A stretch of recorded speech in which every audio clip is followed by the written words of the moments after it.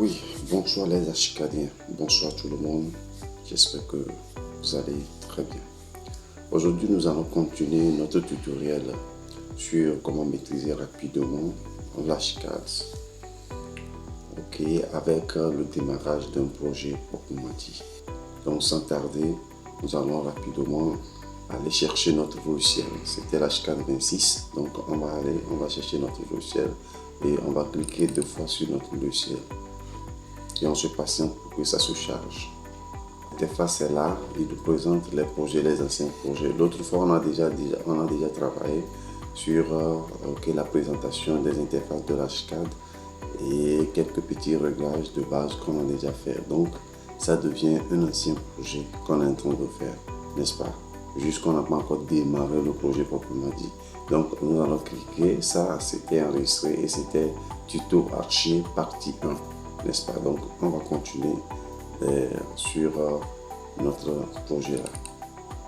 On va cliquer sur ça et on se patiente pour que ça se charge. N'oubliez pas de vous abonner, de liker et d'activer la cloche de notification pour nous encourager par les éléments de base. Comment paramétrer un mur et comment tracer le mur. Comment utiliser certains outils, n'est-ce pas, et certaines combinaisons qui nous permettent de pouvoir faire le déplacement des murs et de déplacer les murs, de copier les murs, de sélectionner les murs. Merci, l'interface est déjà là.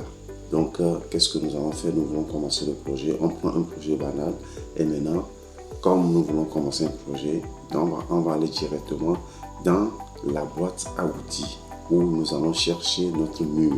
Donc la boîte à outils, c'est lui qui est dans cette zone, à gauche, n'est-ce pas, à gauche de l'écran de notre ordinateur.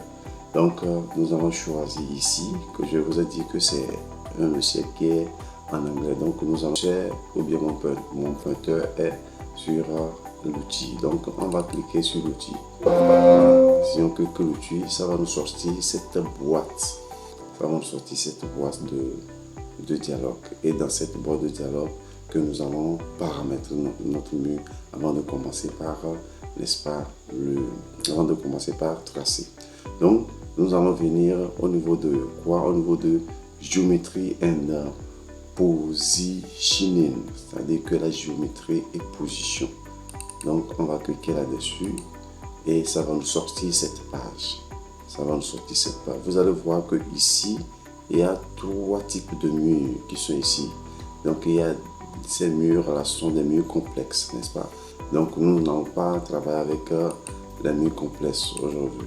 Avec le temps, on va discuter là-dessus. C'est que maintenant on va utiliser ce mur et c'est ça qui va nous permettre de continuer. Maintenant, quand je clique sur ça, je viens dans cette partie. Ok, je dois, n'est-ce pas, activer no linked.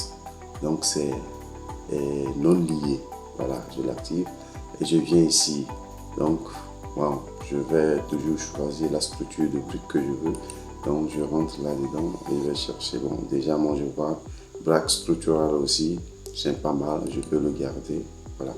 Donc ici, ici je vais choisir l'épaisseur de mon mur. L'épaisseur de mon mur.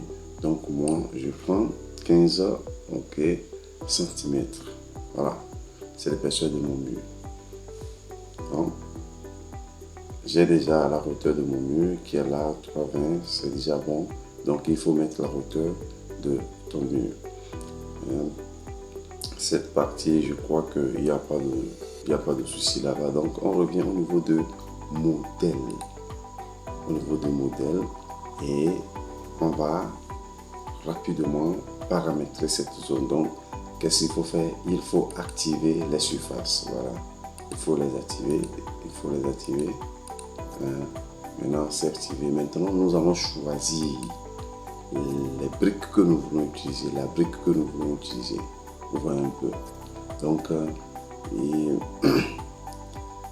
je pense que si nous prenons, bon, ça c'est un choix que tu veux, ce que tu veux faire. la construction que tu fais, quel mur tu veux utiliser. Donc, c'est ce que tu veux, c'est ça que tu vas choisir. Vous voyez un peu. Donc, moi, je garde, ce mur-là, à dire naturel. Bon, excusez-moi. Donc, je le garde et je vais l'appliquer pour toutes les surfaces. Ici, on peut choisir ces surfaces-là. On peut choisir différents rendus, bien différentes couleurs pour ces surfaces, n'est-ce pas? Mais on peut choisir, on peut lui donner des surfaces uniformisées, n'est-ce pas? Et c'est ça qui est ici. Mais si tu veux que cette surface soit différente de celle-ci, donc tu actives cette zone-là. Et ça te donne cette opportunité. Ça veut dire que si tu actives la zone-là et tu peux choisir différemment les surfaces. Mais si tu ne l'actives pas, ça sera OK. Et maintenant, on vient, n'est-ce pas, sur cette surface pour maintenant tracer notre mur. On vient sur cette surface pour tracer notre mur.